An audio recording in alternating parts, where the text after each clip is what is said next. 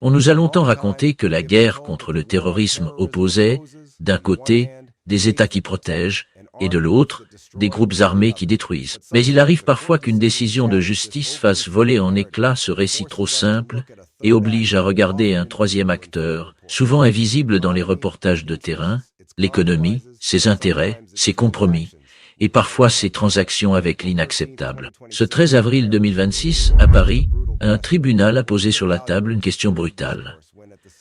Que vaut un discours sécuritaire quand, au même moment, une grande multinationale issue du même pays a alimenté financièrement ceux que l'on prétend combattre? Et surtout, qu'est-ce que cela dit de la manière dont se fabrique la puissance entre diplomatie, renseignement et grandes entreprises? Selon le jugement rendu ce jour-là par la juridiction parisienne, Lafarge a été reconnu coupable de financement d'organisations terroristes pour des faits commis en Syrie entre 2013 et 2014, à l'époque où le groupe cimentier cherchait à maintenir, coûte que coûte, l'activité de son usine de Jalalabia, dans le nord du pays, alors que la guerre civile déchirait déjà le territoire et que les groupes armés gagnaient du terrain. La décision va plus loin que le simple constat d'un chantage imposé par des combattants à une entreprise étrangère. À l'époque où le groupe cimentier cherchait à maintenir, coûte que coûte, l'activité de son usine de Jalalabia, dans le nord du pays, la Cour a retenu l'idée d'une logique structurée de coopération, dans laquelle des versements et des achats ont permis, en pratique, de sécuriser des routes, des matières premières, des passages de checkpoint et la continuité d'une production industrielle au cœur d'une zone de conflit. 8 anciens responsables ont été condamnés, et l'ancien dirigeant au sommet de l'entreprise au moment des faits a écopé, d'après la même décision, d'une peine de 6 ans de prison avec incarcération immédiate, scène rare et hautement symbolique, dans un dossier où l'on a souvent eu l'impression que le temps judiciaire protégeait les puissants. Les montants retenus par la Cour tournent autour de 5,6 millions d'euros versés à des groupes identifiés comme l'État islamique et la branche syrienne d'Al-Qaïda, avec des sanctions financières supplémentaires liées au non-respect d'embargos internationaux et des confiscations d'avoirs. Dit autrement, ce n'est plus une bataille de communiqués, c'est une condamnation avec des peines, des chiffres et une responsabilité pénale posée noir sur blanc. Pour mesurer l'onde de choc, il faut revenir sur l'histoire industrielle qui précède la guerre. Lafarge avait investi massivement en Syrie, dans un pays que beaucoup d'entreprises occidentales considéraient alors comme un marché d'avenir. L'usine de Jalalabia, inaugurée en 2010, était un investissement colossal, conçu pour alimenter un secteur du bâtiment en croissance. Puis la Syrie bascule. À mesure que les lignes de front se déplacent et que l'État perd le contrôle de certaines régions, la plupart des sociétés étrangères se retirent.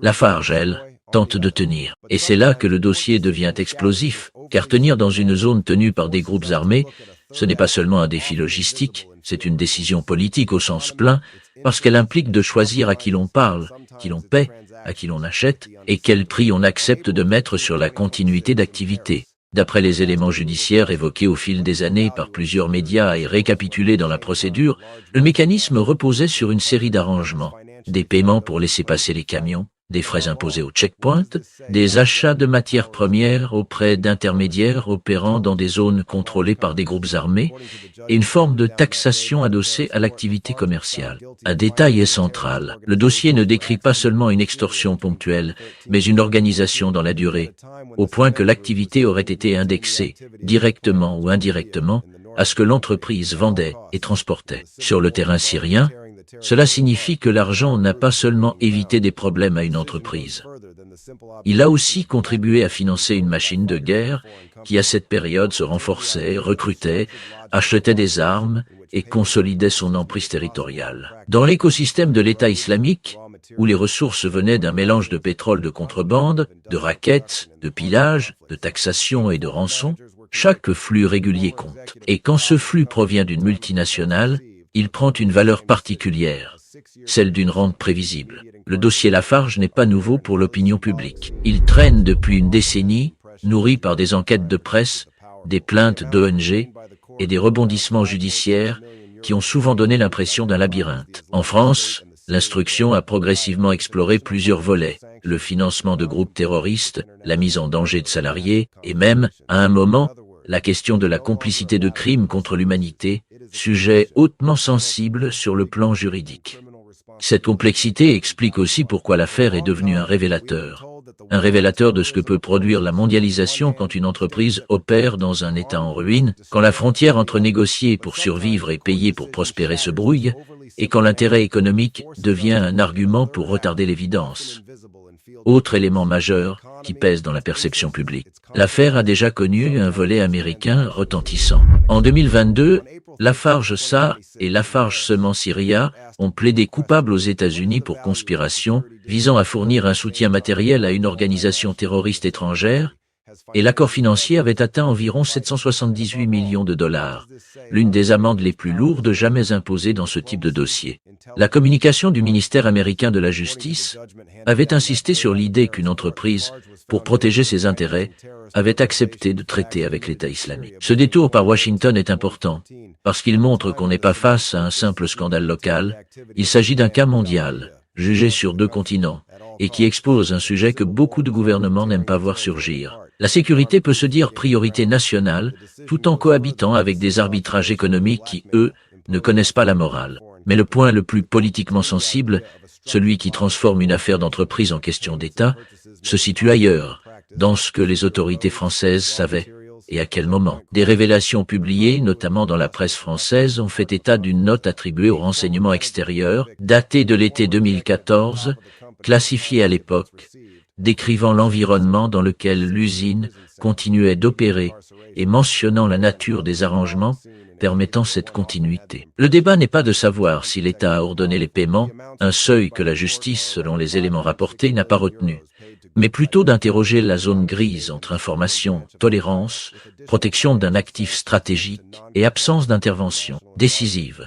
Dans plusieurs enquêtes journalistiques, l'usine syrienne a été présentée comme l'un des investissements français les plus importants du pays, ce qui éclaire une tentation classique en période de crise. Protéger l'investissement, éviter un désastre financier, préserver une présence, même si le prix à payer est moralement et juridiquement explosif.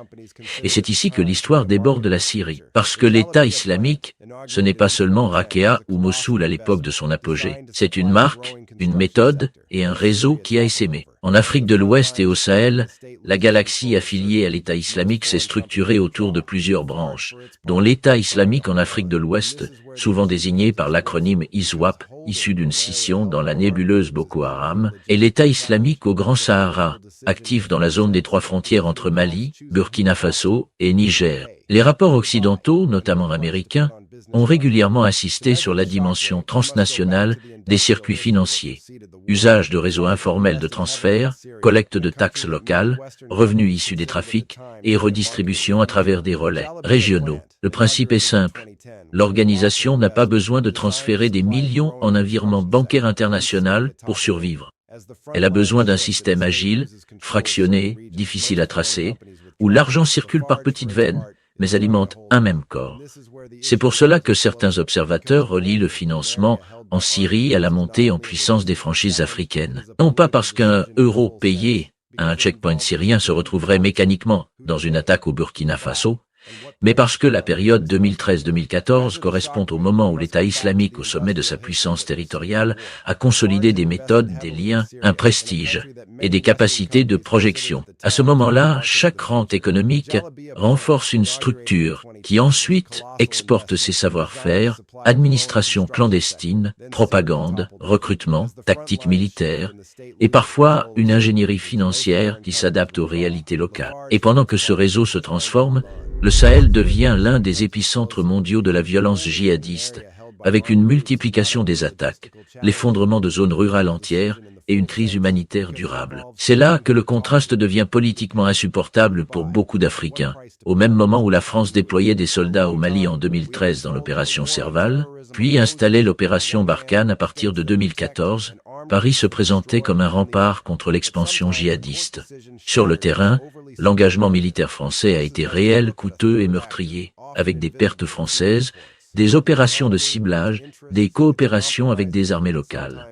Mais le bilan politique, lui, s'est dégradé, alimenté par la perception d'une guerre sans fin, par les bavures, par la défiance envers des élites locales, et par une question qui revenait sans cesse dans les rues de Bamako, Ouagadougou ou Niamey. Pourquoi, malgré des années d'opération, l'insécurité empirait-elle?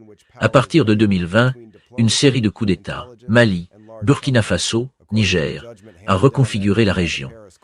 Les juntes ont capitalisé sur la colère populaire, ont exigé le départ des forces françaises et ont cherché d'autres partenariats, notamment avec la Russie via des structures paramilitaires. La France, progressivement, s'est retirée de ses bases sahéliennes historiques et a commencé à repositionner sa stratégie vers des pays côtiers du golfe de Guinée, tout en cherchant à maintenir des coopérations bilatérales ailleurs sur le continent. Au milieu de cette analyse, si vous appréciez ce travail de décryptage et la façon dont on relie les décisions de justice, les archives et les dynamiques géopolitiques, prenez une seconde pour vous abonner à la chaîne et activer la cloche de notification. C'est ce qui permet de ne pas rater les prochains épisodes et de soutenir ce format indépendant. Revenons à l'essentiel. Le verdict contre Lafarge, tel qu'il est présenté, arrive comme un révélateur tardif. Il rappelle que la lutte contre le terrorisme n'est pas seulement une affaire de drones, de commandos et de sommets internationaux, c'est aussi une affaire de chaînes d'approvisionnement, de contrats, de marchés et d'acteurs privés capables, par opportunisme ou par calcul, d'injecter de l'oxygène financier dans des organisations qui prospèrent sur la terreur.